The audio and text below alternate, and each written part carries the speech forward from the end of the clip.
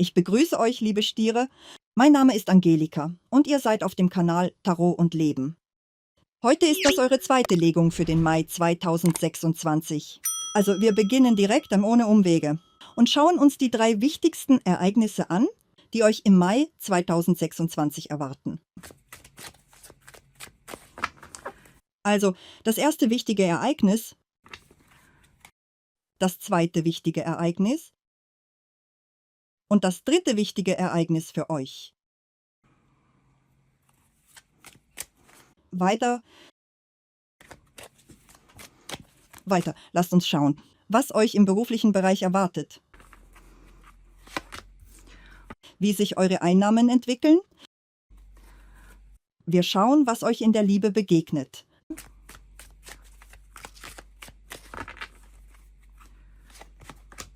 Worauf ihr in Bezug auf eure Gesundheit achten solltet.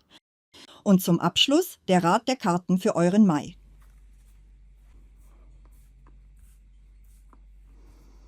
Gut.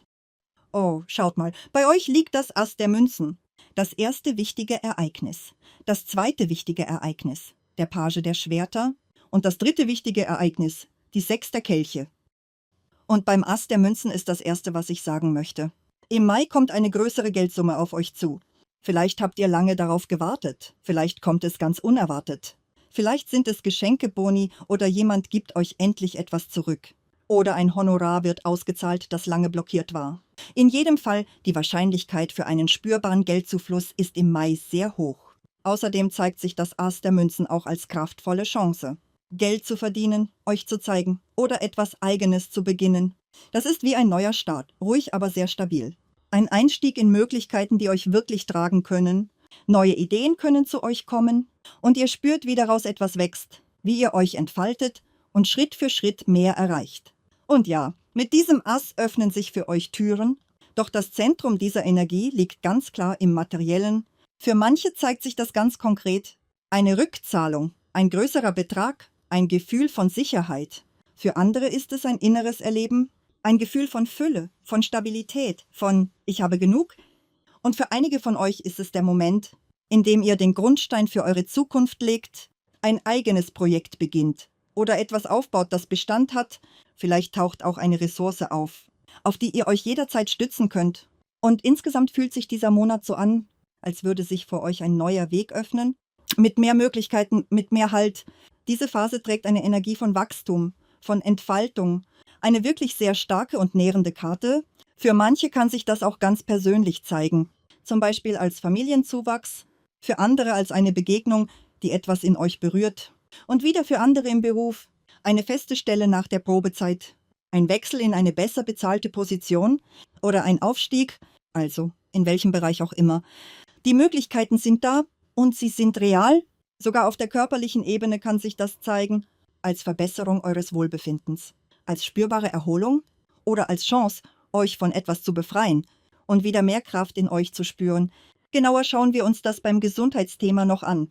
Wenn wir diese Karte öffnen, weiter der Page der Schwerter. Diese Energie zeigt sich bei euch als innere Unruhe. Ein leichtes Ziehen nach vorn, ein Gedanke, der euch nicht ganz loslässt. Es ist eine Sorge um die Zukunft, aber gleichzeitig auch ein starkes Bedürfnis, alles richtig zu machen. Ihr wollt, dass eure Ideen sich gut entfalten, dass das, was ihr beginnt, wirklich gelingt. Und genau deshalb entsteht dieser Drang, mehr zu wissen, tiefer zu verstehen. Ihr sammelt Informationen, beobachtet, analysiert. Ihr wollt den Überblick behalten. Vielleicht kommen Nachrichten zu euch, neue Hinweise, kleine Details und genau daraus heraus trefft ihr Entscheidungen, macht Schritte, richtet euch neu aus. Diese Energie bringt euch in Bewegung. Sie hilft euch, die Kontrolle zu behalten und Situationen klarer zu sehen. Gleichzeitig kann sich der Page der Schwerter auch als Lernen zeigen. Doch hier geht es nicht nur um Wissen, sondern um ein inneres Sammeln von Erfahrung. Ihr nehmt das auf, was euch stärkt und nutzt es gezielt. Vielleicht um die Chancen zu ergreifen, die sich euch jetzt zeigen, oder um etwas umzusetzen, das schon länger in euch lebt. Denn die 6 der Kelche spricht vom Vergangenen. Das kann bedeuten, dass ein alter Wunsch, eine Idee, ein Traum jetzt wieder lebendig wird. Vielleicht war es früher nicht möglich. Die Umstände haben nicht gepasst. Doch im Mai öffnet sich genau dafür ein Raum und ihr spürt, dass jetzt der Moment gekommen ist, Ihr richtet eure Energie darauf, setzt Schritte, bleibt dran. Und wenn das wirklich euer Thema ist, dann zeigt sich der Page der Schwerter hier von seiner besten Seite mit Ausdauer, mit Klarheit, mit innerer Entschlossenheit. Er gibt nicht so schnell auf. Er will verstehen, er will es gut machen. Und genau deshalb wird es euch gelingen. Also ja, auch diese Energie wirkt für euch im Mai unterstützend, auf ihre eigene, vielleicht etwas unruhige, aber sehr kraftvolle Weise. Die 6 der Kelche zeigt euch ganz klar, alte Pläne können wieder lebendig werden. Wünsche aus der Vergangenheit bekommen jetzt eine neue Chance, sich zu verwirklichen. Gleichzeitig trägt diese Energie auch etwas sehr Zartes in sich, eine tiefe, warme Nostalgie, wie ein inneres Zurückkehren. Es kann sich als Begegnung zeigen, mit Menschen aus eurer Vergangenheit, mit denen ihr einmal eine wichtige Zeit geteilt habt. Und durch diese Begegnung entsteht ein Gefühl, als würdet ihr kurz innehalten und zurückblicken. Ihr erinnert euch gemeinsam an Freunde, an Situationen, an Erlebnisse, die euch damals verbunden haben, und genau in diesem Moment taucht ihr innerlich wieder ein. In diese Zeit, in diese Gefühle. Es ist wie ein sanftes Eintauchen in etwas Vertrautes, in etwas, das euch berührt. Auch Gedanken können im Mai immer wieder zu euch zurückkehren. Gedanken an euer früheres Leben, an das, was einmal war. Und diese Gedanken tragen nicht einfach nur Erinnerungen. Sie lassen euch fühlen, vergleichen, neu verstehen. Manchmal zeigt sich diese Energie auch ganz konkret, durch Ereignisse, die euch mit der Vergangenheit verbinden. Vielleicht findet ihr alte Dinge, Gegenstände, die längst vergessen schienen.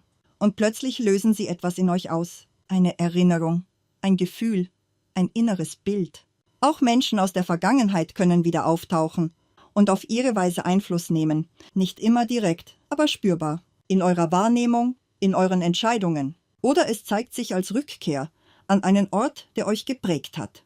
Vielleicht kehrt ihr zurück in euer Elternhaus oder in eure Heimat. Und oft beginnt das mit Nachrichten, mit Hinweisen. Ihr erfahrt etwas und plötzlich wird euch klar, dass das, was lange unerreichbar schien, jetzt möglich wird. Vielleicht geschieht es nicht exakt in diesem Monat. Doch im Mai öffnet sich dieser Weg. Ihr versteht, dass bald die nötigen Ressourcen da sind, um zurückzugehen, zu euren Wurzeln, zu euren Menschen. Es kann auch ein einfaches Wiedersehen sein, mit alten Schulfreunden, ehemaligen Kollegen, Nachbarn. Ein Gespräch, ein Austausch oder ein Ereignis, ein Fest, eine Feier.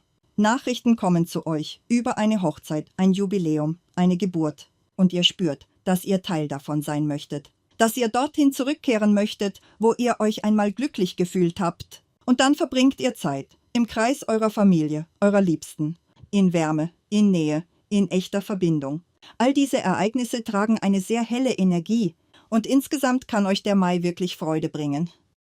Und jetzt gehen wir weiter, in den beruflichen Bereich. Hier zeigt sich die große Arkana, der Mond. Und wenn wir auf die Finanzen schauen, ergibt sich ein klares Bild. Der Mond wirkt hier eher wie eine Warnung, nicht wie ein tatsächliches Hindernis. Denn wenn er eure Einnahmen blockieren würde, würde sich das direkt zeigen.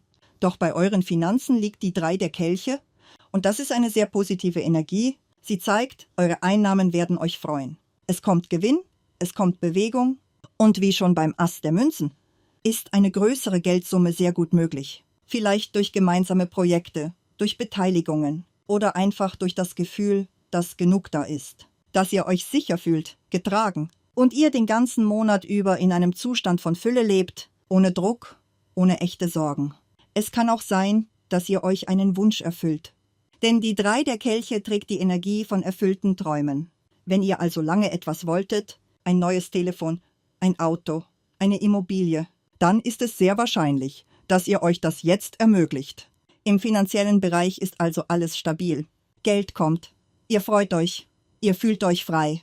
Doch im beruflichen Bereich zeigt der Mond eine feinere, sensiblere Ebene. Hier geht es nicht um äußere Verluste, sondern um Wahrnehmung, um Emotionen. Es kann sein, dass jemand euch beneidet, vielleicht weil ihr erfolgreich seid, weil ihr sichtbar wachst oder weil sich für euch neue Türen öffnen. Ein Aufstieg, neue Chancen. Und genau das kann bei anderen etwas auslösen.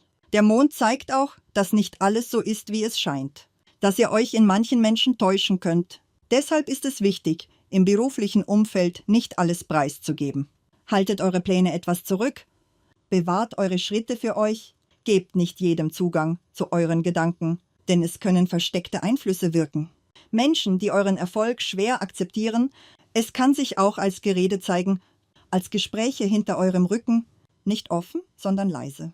Einfach weil ihr vorankommt oder weil ihr euch abhebt. Vielleicht versucht auch jemand, euch zu verwirren, euch falsche Informationen zu geben oder euch in eine Richtung zu lenken, die euch nicht dient. Deshalb sagt der Mond ganz klar, bleibt wach, vertraut nicht blind, prüft, fühlt, beobachtet. Und genau hier kommt euch der Page der Schwerter zur Hilfe.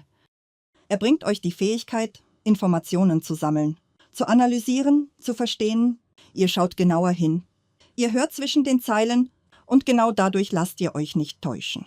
Alles, was zu euch kommt, betrachtet ihr mit Klarheit. Ihr nutzt euren Verstand und bleibt gleichzeitig bei euch. Der Mond kann auch bedeuten, dass dieser Monat im Beruf mehr Aufmerksamkeit verlangt. Nicht aus Angst, sondern aus Bewusstheit. Ihr seid bereit, schnell zu reagieren, Informationen aufzunehmen und Entscheidungen zügig zu treffen. Manchmal zeigt sich diese Energie auch als kleiner Konflikt, nichts, was eure Position wirklich verändert, doch etwas, das emotional nachwirkt, oder als Situation, in der Informationen unklar bleiben, und genau diese Unklarheit erzeugt Spannung, doch ihr bleibt nicht darin stecken. Ihr beginnt zu suchen, zu analysieren, zu verstehen, und das ist eure Stärke. Denn mit der Energie des Page der Schwerter findet ihr Antworten, ordnet die Dinge ein und erkennt, was wirklich dahinter liegt. Es können sich auch verborgene Motive zeigen. Bei Menschen in eurem Umfeld, jemand könnte versuchen, euch aus dem Gleichgewicht zu bringen oder euch zu täuschen. Vielleicht erlebt ihr auch eine Enttäuschung, doch sie öffnet euch die Augen. Und genau darin liegt eure Entwicklung. Der Mond wirkt hier vor allem auf der emotionalen Ebene. Er bringt euch in Kontakt mit eurer Intuition, mit eurem inneren Gefühl für Wahrheit. Und durch diese Phase werdet ihr klarer, wacher und innerlich stärker. Weiter schauen wir, was euch im Bereich Liebe erwartet. Und hier seht ihr selbst, auch in der Liebe liegt Erfolg. Auch hier ist alles in Bewegung und alles entwickelt sich sehr schön. Deshalb, ja, es kann durchaus sein, dass jemand euch beneidet, weil bei euch einfach vieles gleichzeitig gut läuft. Für diejenigen, die in einer festen Partnerschaft sind, zeigt der Ritter der Kelche eine sehr warme Energie. Liebe vertieft sich, Gefühle erneuern sich. Es kommt mehr Romantik in eure Verbindung. Ihr verbringt bewusst Zeit miteinander, geht gemeinsam aus, unternehmt etwas, vielleicht kleine Reisen oder einfach ruhige Momente draußen in der Natur, ein gemeinsames Wochenende, romantische Abende, all das wird euch sehr nähren. Auch Worte spielen eine große Rolle. Geständnisse, liebevolle Gespräche. Ihr sucht immer wieder den Kontakt zueinander. Ruft euch an, schreibt euch und sprecht offen darüber, was ihr füreinander fühlt. Doch genau solche Momente, wenn sie sichtbar werden, zum Beispiel im Arbeitsumfeld, können bei anderen etwas auslösen, wenn jemand sieht, wie glücklich ihr seid. Während es bei ihm selbst vielleicht nicht so läuft, dann kann das Spannungen erzeugen. Deshalb zeigt euer Glück, aber bewahrt auch einen gewissen Raum für euch. Nicht alles muss nach außen getragen werden, doch insgesamt, diese Energie ist sehr schön. Sehr weich, sehr erfüllend. Man kann sogar sagen, ihr idealisiert euch ein Stück weit. Und genau das bringt Leichtigkeit in die Beziehung. Für diejenigen, die sich gerade erst kennenlernen, ist diese Karte besonders kraftvoll. Sie kann euch genau die Chance bringen, auf die ihr innerlich schon lange gewartet habt. Und in diesem Fall spricht alles dafür, dass sich euer Wunsch erfüllt. Es kann ein Schritt nach vorn sein. Eine tiefere Verbindung, vielleicht sogar ein Heiratsantrag oder einfach eine Phase voller Romantik. Diese sogenannte Anfangszeit mit Geschenken, mit Aufmerksamkeit, mit vielen liebevollen Momenten. Ihr verbringt Zeit miteinander. Und jeder dieser Momente fühlt sich besonders an. Hier kann sich auch das Thema Hochzeit zeigen oder sogar eine Reise danach. Für diejenigen, die aktuell nicht in einer Beziehung sind, zeigt sich diese Karte ebenfalls sehr positiv.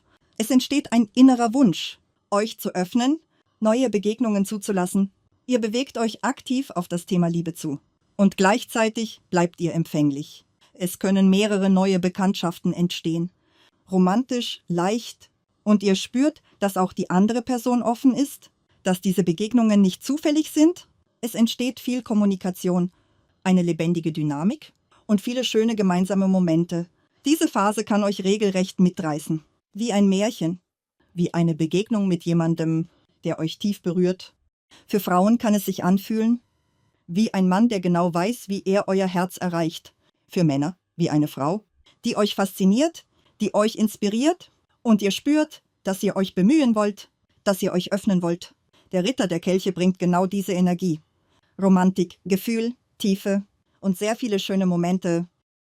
Weiter schauen wir, was im Bereich Gesundheit liegt. Auch hier zeigt sich ein sehr stabiles Bild. Die Königin der Münzen spricht von Erdung, von Stabilität. Wenn ihr euch zuvor nicht gut gefühlt habt, zeigt sich hier eine deutliche Verbesserung. In Verbindung mit dem Ass der Münzen geht es in Richtung Regeneration. Ihr kommt wieder in eure Kraft, euer Körper stabilisiert sich, ihr fühlt euch ruhiger, ausgeglichener. Und oft zeigt sich diese Energie auch im Alltag. Ihr bewegt euch mehr, geht nach draußen, atmet frische Luft. Vielleicht gemeinsam mit eurem Partner oder einfach für euch selbst. Diese kleinen, bewussten Momente stärken euch und bringen euch zurück in ein gutes Körpergefühl. Die Gesundheit wirkt hier insgesamt stabil, ruhig, getragen. Und wenn etwas vorher nicht im Gleichgewicht war, geht es klar in Richtung Heilung, also auch in diesem Bereich. Sehr schöne Entwicklung. Und jetzt schauen wir auf den Rat. Hier liegt eine große Arkana, der Narr. Und selbst wenn wir den Rat kurz losgelöst betrachten, zeigt diese Karte auch ein Thema: Kinder, Schwangerschaft, Neubeginn im familiären Bereich. Für viele von euch kann das im Mai eine Rolle spielen. Doch als Rat spricht der Narr eine ganz klare Sprache. Öffnet euch für das Neue. Geht mit Vertrauen in das, was kommt. Seid bereit, auch unerwartete Wendungen anzunehmen. Denn in diesem Fall tragen diese Wendungen etwas Gutes in sich. Es sind Chancen, es sind Geschenke, es sind Möglichkeiten. Und eure Aufgabe ist es, sie zu erkennen, sie anzunehmen und euch nicht von Angst zurückhalten zu lassen. Geht mutig euren Weg, Schritt für Schritt in Richtung eurer Zukunft. Und erlaubt euch, diesen Monat wirklich zu genießen. Denn der Mai möchte euch tragen. So sieht eure Legung aus, liebe Stiere, für den Mai 2026. Denkt daran, das ist eine allgemeine Legung. Wenn ihr eine persönliche, tiefere Analyse eurer Situation möchtet, könnt ihr eine individuelle Legung bestellen. Die Kontaktdaten findet ihr in der Beschreibung unter diesem Video. Wenn euch etwas Wichtiges beschäftigt, wenn ihr Klarheit braucht, könnt ihr euch jederzeit melden. Ich begleite euch gern. Abonniert den Kanal Tarot und Leben. Ich freue mich sehr über euch. Durch eure Unterstützung sehe ich, dass diese Botschaften euch erreichen und euch etwas geben. Ihr könnt auch die Sponsorenfunktion nutzen. Und ich danke euch von Herzen für eure Aufmerksamkeit, für eure Likes, eure Kommentare und natürlich für eure Unterstützung. Wir sehen uns morgen wieder mit Liebe. Eure Tarotleserin Angelika. Ich umarme euch. Bis bald. Tschüss.